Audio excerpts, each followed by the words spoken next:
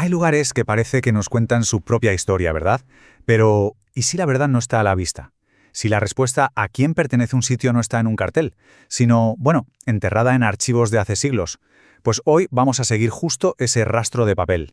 Vamos a intentar resolver el caso del Port del Saler. Y a ver, a primera vista la cosa parece bastante clara, ¿no? El caso casi que se cierra solo.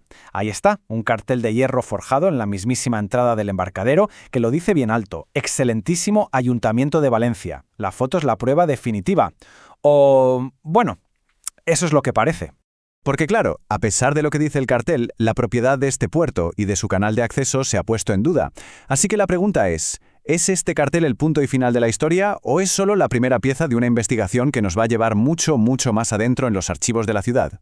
Vale, para encontrar la respuesta, la primera parada no va a ser en el siglo XX. No, nos vamos a ir mucho más atrás.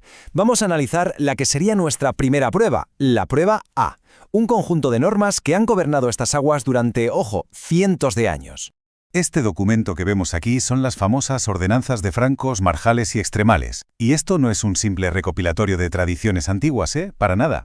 Estamos hablando de derecho público histórico, con todas las letras. Una ley que ha estado vigente durante siglos y que es la que establece quién manda, quién tiene la jurisdicción sobre los canales y las acequias de toda esta zona.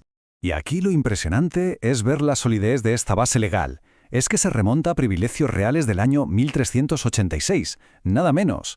Luego, estos se confirman en 1510 y, ya mucho más cerca, en 1931, el propio ayuntamiento las actualiza y las aprueba formalmente. O sea, estamos hablando de más de 500 años de base jurídica, todo perfectamente documentado. Entonces, ¿cuál es el punto clave aquí? Pues es este. Dentro de esas ordenanzas, lo que está escrito es clarísimo, no deja ni una sola duda.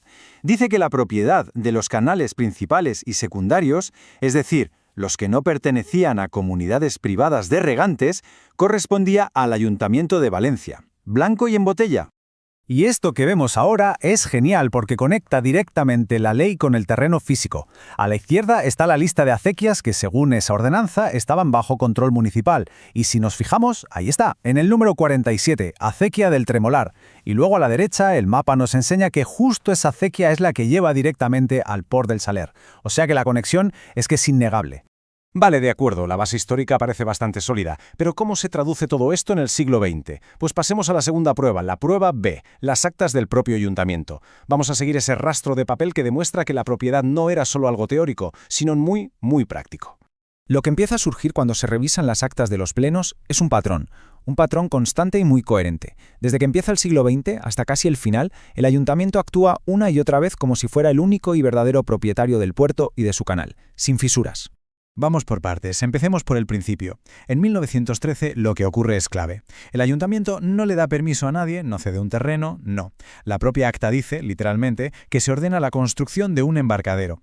Es una acción directa, la administración es la que promueve y, por tanto, la dueña de la infraestructura desde el minuto 1.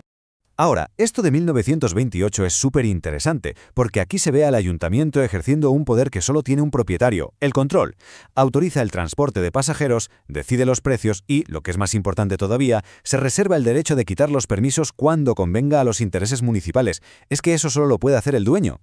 Saltamos a 1965. Y aquí el ayuntamiento, digamos que integra del todo el puerto en la ciudad. ¿Cómo? Pues proyectando una calle pública para unir la carretera con el embarcadero. Lo trata como lo que es, un servicio público, una parte más de la estructura de la ciudad, no algo privado o que está por ahí aislado. Y claro, desde un punto de vista legal, todas estas acciones, una detrás de otra, a lo largo de décadas, tienen un peso enorme. No son cosas aisladas. Van construyendo poco a poco un caso de lo que se llama dominio público de facto. Es decir, la administración, con todo lo que hace, demuestra que es la dueña, y lo demuestra sin dejar lugar a dudas. Bueno, hemos visto la ley antigua, hemos seguido el rastro de papel más moderno, ahora toca juntar todas las piezas del puzzle y ver cuál es la conclusión a la que llega el informe técnico jurídico sobre la propiedad del Port del Saler. Para entender bien el veredicto, hay que quedarse con un concepto legal clave: la afectación a uso público. ¿Esto qué significa? En palabras sencillas, pues que la ley viene a decir que si una administración pública construye algo, lo gestiona, lo regula y lo mantiene para que lo use todo el mundo durante mucho tiempo, pues esa propiedad se considera pública. Y punto, incluso aunque no esté perfectamente inscrita en el registro. Y esa es exactamente la conclusión del informe. Lo que hace es combinarlo todo. Por un lado, el derecho histórico de las ordenanzas, que ya decían que la acequia del Tremolar era municipal, y por otro, todas esas acciones coherentes a lo largo del siglo XX. El puerto y el canal son en la práctica inseparables, y todo queda respaldado por ese principio legal de la afectación. El caso, vamos, es que es sólido. De hecho, el informe lo deja más claro que el agua con esta frase final. Dice que, vista toda la documentación, la conclusión es que cualquier argumento que diga que el puerto no es municipal, pues sencillamente no tiene por dónde cogerse. No se sostiene ni por la historia ni por la ley. Al final, todo empezó con un simple cartel en un embarcadero y nos ha llevado por un viaje de más de 600 años de historia. Esta investigación lo que demuestra es que la propiedad de un lugar no siempre es lo que parece a simple vista. Y esto nos deja con una pregunta en el aire. Si la historia está escrita tan claramente en los archivos, ¿qué responsabilidad existe para asegurar que el futuro de estos lugares la respete?